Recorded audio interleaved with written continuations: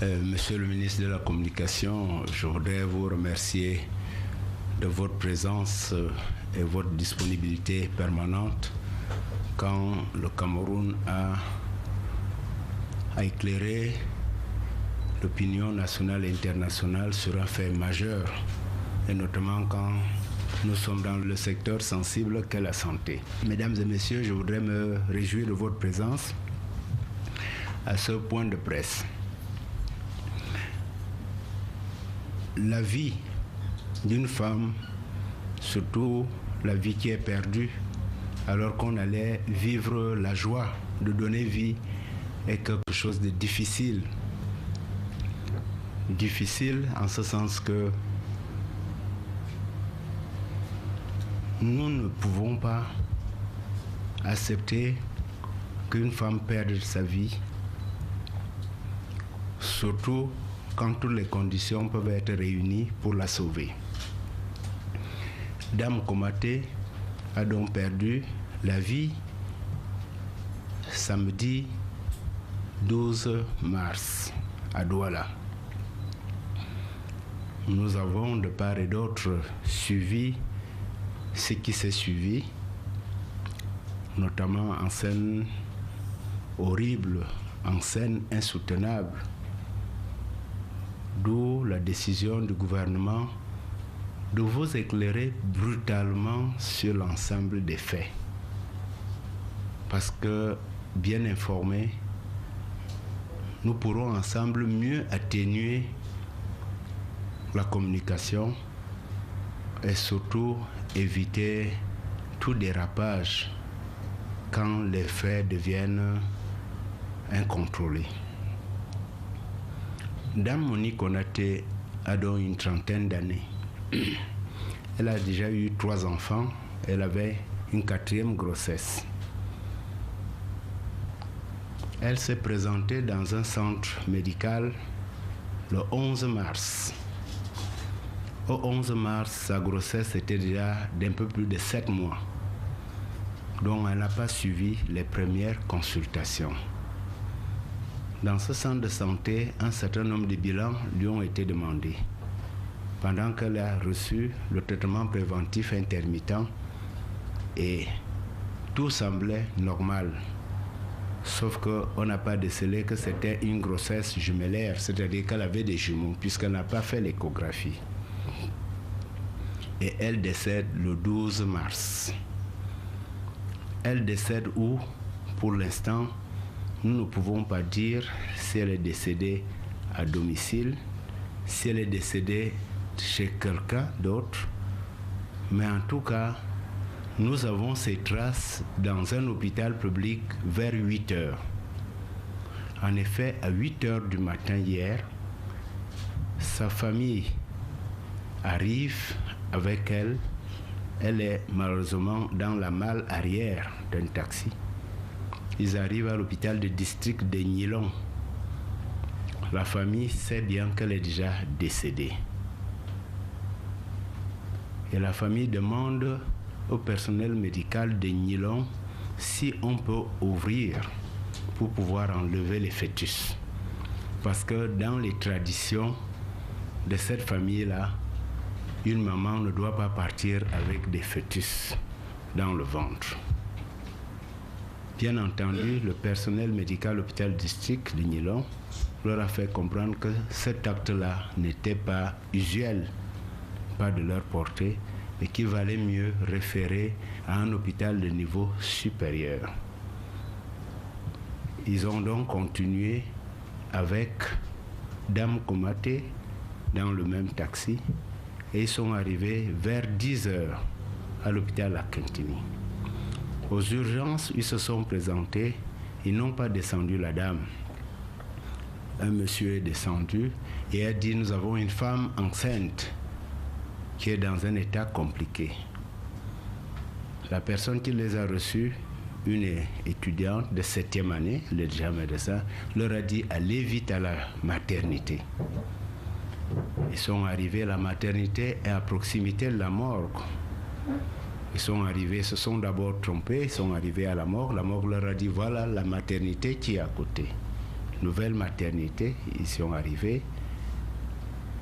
La sage-femme est sortie avec le major de la maternité. C'est là qu'elle a vu qu'on a ouvert la malle arrière et il y avait une femme couchée, la tête à moitié enveloppée d'un linge. Ils ont immédiatement, donc, étant là, constaté que les pupilles étaient déjà amydriases, réactives. Ils ont constaté qu'il n'y avait plus de pouls carotidiens, ni de bruit du cœur maternel et fœtaux. Et ils ont dit à la famille, vous nous avez amené quelqu'un qui est déjà décédé. Il faudrait aller à la morgue. Ils sont partis à la morgue, encore en taxi, à côté. Et là, on a un jeu trouble du morguier qui peut-être, en voulant sortir le corps, dit, tiens, ça semble bouger. Mais vous savez que le fœtus est dans un liquide.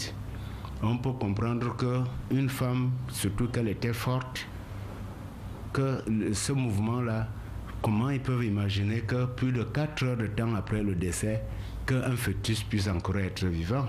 Parce que c'est la mère qui fait vivre le fœtus. Dès le moment où la maman est décédée, un fœtus ne peut plus vivre. Ça n'existe nulle part. Et le morguier dit, ok, ils disent là qu'ils peuvent sauvons le fœtus. Ils retraversent avec le taximan pour aller à la maternité. De nouveau, les sages-femmes disent, mais non, la personne est décédée, notre rôle, c'est d'accoucher. Ce n'est pas une personne qui est déjà décédée. Entre-temps, la gynécologue de garde est en pleine opération de césarienne. Donc ne peut pas sortir parce qu'elle opère une femme d'une césarienne. On a à peu près 3 à 4 femmes en travail. Les sages-femmes leur disent, pour ce que vous demandez maintenant de sortir les fœtus, il vaudrait mieux donc aller aux urgences. Là, peut-être le médecin verra avec le reste de l'hôpital qu'est-ce qu'il y a lieu de faire. C'est là qu'on ne sait pas ce qui a traversé dans la tête d'une dame qui accompagnait ce couple. Au départ, c'était présenté comme une belle-sœur, mais non, il apparaît qu'il n'y a aucun lien de parenté. Mais cette dame est avec le couple depuis la matinée. Et c'est cette dame donc qui, avec un instrument tranchant, on parle de lame de bistouri, on parle de tout ce que vous connaissez, qui a décidé d'ouvrir le ventre. Cette famille a directement fait un cordon parce qu'entre-temps, la sage-femme, le major, ont commencé à appeler la guérite de l'hôpital où il y a un poste de police et des vigiles. Au moment où la police de l'hôpital et autres arrivent, cette dame avait déjà ouvert le ventre et sorti les fœtus pour les poser sur la poitrine de cette maman. Donc, mesdames et messieurs, c'est un acte regrettable. Bien entendu, dans un premier temps, on a parlé hier qu'on a demandé une caution pour admettre la femme. Il n'y avait pas un problème de caution. On a parlé qu'il y avait un problème de négligence médicale. Il n'y a pas eu de négligence médicale particulière. Il y a seulement un acte horrible à la fin. Parce que, morte, la dame qui a ouvert le ventre n'a pas le droit de disséquer quelqu'un. Elle n'avait pas cette qualité. Et dans tous les cas, dans la dignité humaine, ça ne se fait pas. Pour l'instant, les services de gendarmerie et de police ont mis en garde à vue et la sage-femme, et le major, et le morguier, et bien entendu la dame qui a commis cet acte horrible que vous tous que vous avez suivi. Je voulais donc rassurer les uns et les autres que le gouvernement suit de très près ce dossier. Le gouvernement est choqué par cet acte. Le gouvernement est très très gêné et surtout perturbé quand il s'agit de la perte d'une femme qui attend de donner vie à un enfant. Mais le gouvernement souhaite que, maintenant que vous connaissez la réalité, qu'on attende tous la fin du process, mais que les images qui circulent ne soient pas en train de perturber ceux qui les reçoivent, parce que ce sont des images pas du tout bonnes. Ladies and gentlemen, it's very, very difficult when a pregnant woman died.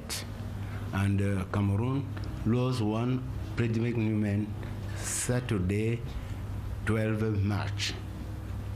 In fact, these pregnant women went in the health facilities, private health facility, Friday, 11 March. And that is the first consultation after 7 months. And they receive a medical planning. Then yesterday, Saturday 12, she died. We don't know exactly where she died. But at 8 in the morning, the family arrived with her in the Nilong District Hospital and asked the doctor if he can practice operation to remove the fetus. The doctor said that no, because it's not in the possibility for the health district hospitals. After that, the family continued with her in Hôpital La Quintini. They arrived in the emergency, and in the emergency said that it's urgent for pregnant women, and the personnel sent him to the maternity. At the maternity, the midwife and the major noticed that this woman was dead since a long time, and noticed that it's not possible to continue to do anything, and advised the family to conduct the pregnant women in the mortuary. At the mortuary, one personnel with another woman thought that it will possible again to save the fetus. At this stage, they back again at the maternity ward. But at the maternity ward, the midwife said that it's not possible because you cannot have the fetus alive when the mother is dead. At this moment, one personnel of the mortuary and with one woman, you accompanied these pregnant women, decide to open and remove the fetus. It's a horrible act, and the Cameroon is very, very deep side with this, because it's not possible at this time. I will inform you that the force military continue to engage surveys concerning midwife, major, this woman, and the personnel of the mortuary. I will say that it's not a problem of negligence in the district hospital for Nilong or La Quintini hospital in Douala. This problem is terrible, and together we continue to survey, and we will have all aspects of this problem for the next future. Thank you. Je vous ai relaté ce que nous suivons depuis que ce terrible événement est arrivé hier. Nous regrettons un peu une certaine peut-être légèreté ou alors nos mœurs, parce qu'on n'imagine pas encore que dans certaines parties de notre pays qu'on puisse imaginer qu'on puisse ouvrir le ventre d'une femme pour dire que les fœtus doivent tout de même sortir. Ça ne se fait pas partout ailleurs. C'est la première fois que nous avons constaté cet état de fait. Je pense que ensemble nous allons progresser, mais l'important était que les médias nationaux et internationaux puissent rétablir l'image globale de ce qui s'est passé et puissent donc mieux gérer ensemble cette information que nous disons c'est une information hideuse. Et nous sommes tous attristés du décès de cette dame, et je profite de l'occasion encore pour exprimer les condoléances du gouvernement à cette famille suite à la perte tragique, je ne sais pas si elle est tragique, mais suite à la perte de cette dame qui attendait des jumeaux. C'était important que vous ayez cette information. Le Cameroun est tout attristé et nous souhaitons que toute femme enceinte puisse donner vie à son beau bébé. Nous travaillons pour que la mortalité maternelle puisse connaître une réduction significative. Nous travaillons pour que la mortalité néonatale, infanto-juvénile, puisse être ramenée à des proportions effectivement raisonnables. Ensemble, nous travaillons pour que les comportements en milieu hospitalier soient dans le sens d'une bonne gouvernance et surtout dans le sens du serment d'Hippocrate que les uns et les autres ont prêté, et que nous puissions sauver les vies des personnes qui arrivent dans nos hôpitaux. Je vous remercie encore de votre présence et vous souhaite une bonne fin de journée.